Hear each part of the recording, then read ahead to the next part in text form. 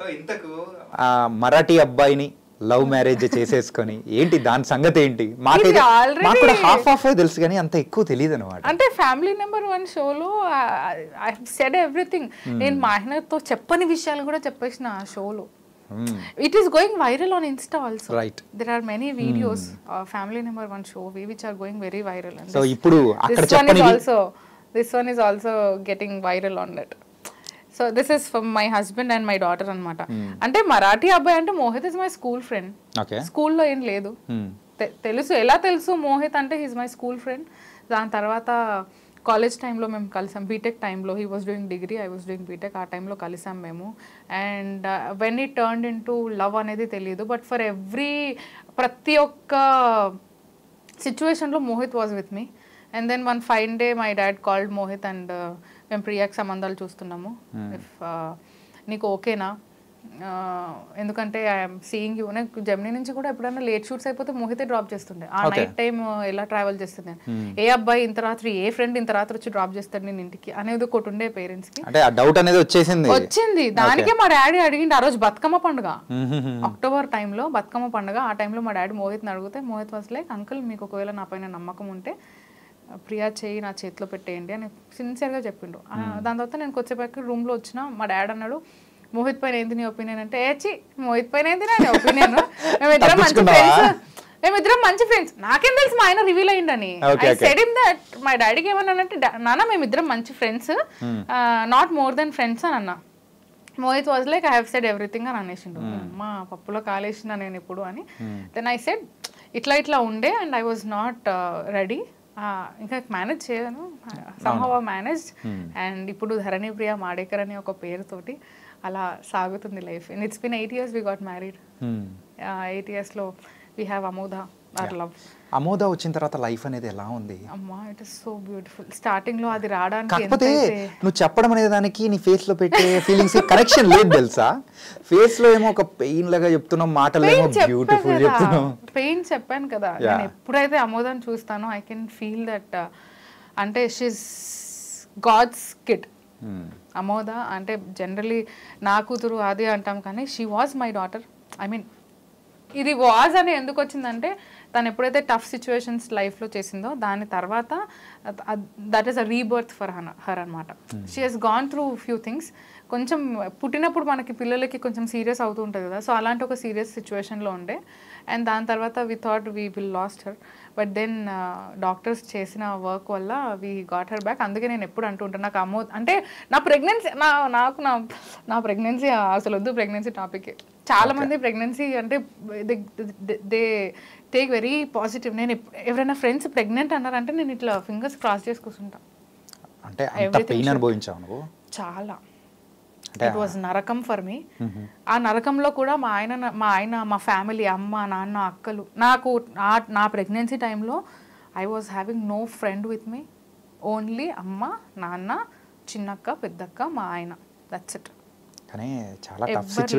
ఆ టఫ్ సిచ్యువేషన్లో మనం అనుకుంటాం చాణక్య వి వాంట్ ఫ్రెండ్స్, ఒక టైంలో మనకి ఫ్రెండ్స్ కావాలి అని. నో, చాలా మంది అంటుంటారు లైఫ్ లాంగ్ హస్బెండ్ని ఫ్రెండ్కి ఎట్లా ట్రీట్ చేస్తారు అంటే, your husband is the only friend you got, your family is the only friends you got. నీ ఫ్యామిలీకి మించిన ఫ్రెండ్స్ నీకు ఉండరు. చాలా మంది ఫ్యామిలీస్ ఎలా ఉంటాయో నాకు తెలియదు కానీ, బట్ ఫర్ మీ, నాకు పర్సనల్గా my family is my strength, my family is the only friends I have. ఏది ఉన్నా సరే ఆ ఒక్క తొట్టి గ్యాంగ్తోనే చెప్పుకుంటాను నేను. నాకు ఇట్లా నీ బెస్ట్ ఫ్రెండ్ ఎవరు, నీ ఫ్రెండ్స్ ఎవరు? Yes, I do have friends, I have friends, but కొన్ని టఫ్ సిచ్యువేషన్స్లో it was only my family. నేను అదైతే మర్చిపోలేను. తర్వాత ఫ్యూచర్లో నాకు మంచి ఫ్రెండ్స్ వస్తారేమో, I still have my gang, but then ఫ్యూచర్లో అంటే నాకు మళ్ళీ వస్తారేమో. ఆ ఫ్రెండ్స్ వచ్చినాక కూడా వీళ్ళని మించి ఉండరు. లైక్ నాకు కొన్ని టఫ్ సిచ్యువేషన్స్లో Anushree was there for me every time. అట్లా దెర్ ఆర్ ఫ్యూ దాని అంటే ఇంకా అంతే.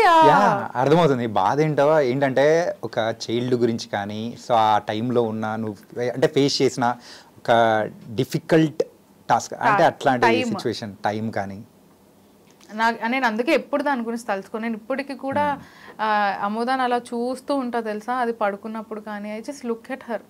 నిజంగా హౌ ఎట్లా పుట్టింది అసలు ఇది, ఇది నా కూతురేనా అని అనిపిస్తూ ఉంటుంది.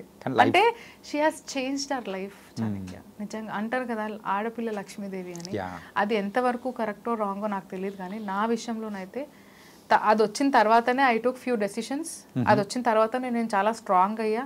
అది వచ్చిన తర్వాతనే ఫ్యామిలీ అంటే ఏంటో తెలిసింది. అది వచ్చిన తర్వాతనే అమ్మా నాన్నకి వాట్ వీఆర్ అనేది ఒకటి అర్థమైంది. మేము కూడా ముగ్గురం ఆడపిల్లలమే కదా, సో అమ్మ నాన్నకి what we were and what Amoda is for me, అదొకటి తెలుస్తుంది. ఆ పేరెంట్హుడ్ అనేది, ఆ కనెక్షన్ అనేది. నేను ఎప్పుడన్నా షూట్స్కి బయటికి వెళ్తాను కదా, బయటికి వెళ్ళినప్పుడు నేను దాన్ని వదిలేసి వెళ్ళిపోతా. నా ప్రాణం అంతా గుంజుతూ ఉంటుంది తెలుసా, దీనికి నిజంగా వదిలిపెట్టి వెళ్తున్నాను 2 days 3 days అని. కానీ అట్లనే దానికి అంటే ఫీడింగ్ ఆపాలని చెప్పి నేను గోవాకి వెళ్ళిపోయాను. ఇది మరీ ఘోరం తెలుసా అసలు.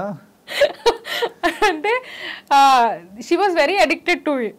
చాలా అమ్మ రాత్రి పొద్దంతా వాళ్ళ నాన్నతో ఉన్నా సరే రాత్రి అయ్యింది నిద్ర వస్తుంది అనగానే నన్ను వెతుకుతూ ఉంటుంది. అది నేను ఇంట్లో ఉన్నా అని తెలిస్తే, నేను ఇంట్లో ఉన్నా అని తెలిస్తే అది నన్ను వెతుకుతుంది. సో అట్లాంటి నేను గోవాకి వెళ్ళాల్సి వచ్చింది. ఒక 1 week వెళ్ళి నేను ఇద్దరం కలిసి ఫుల్ ఎంజాయ్ చేసుకొని వచ్చినాము.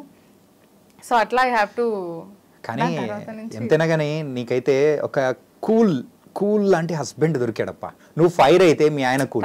నిజంగా నాకైతే అంటే ప్రీవియస్గా తెలుసు కాబట్టి అసలు వీళ్ళిద్దరు అసలు ఎలా దొరికింది, ఆపోజిట్ పోల్స్ ఆర్ అట్రాక్ట్ ఇచ్చేదర్ అని చెప్పేసి అనే మీది చూసిన తర్వాత నాకు అర్థమైంది అనమాట. నేను ఎంత నేను చాలా కోపిస్తాను. అదే చెప్తున్నా కానీ ఫైర్ ఎప్పుడు ఆన్ ఫైర్ లో ఉంటావు. చాలా షార్ట్ టెంపర్డ్. మోహిత్ అంత కూల్ ఉంటాడు. నేను కొన్ని రాంగ్ డెసిషన్స్ తీసుకుంటానే భయంతోని ఆయన నా వెంటే ఉండి that is the wrong decision what you're taking అని కూడా చెప్తాడు. అంటే ఇప్పుడు మనం ఏదైనా షూట్స్ పరంగానైనా సరే, ఏదైనా స్టోరీ వచ్చినా సరే నేను చెప్తాను, నాన్న ఇది ఇట్లా వచ్చింది ఏమంటావు. He'll say that Priya I think అభి तू ब्रेक लेना इज नॉट करेक्ट, तेरे को इंडस्ट्री में अगर रहना है सो अगर रहना है तो तेरे को स्क्रीन में दिखना पड़ेगा. నువ్వు కంటిన్యూగా స్క్రీన్లో కనిపిస్తేనే నీకు ఒక ఇంపార్టెన్స్ వస్తుంది. రైట్. ఆ పిచ్చి విషయం కూడా నాకు మా ఆయననే చెప్పిండు.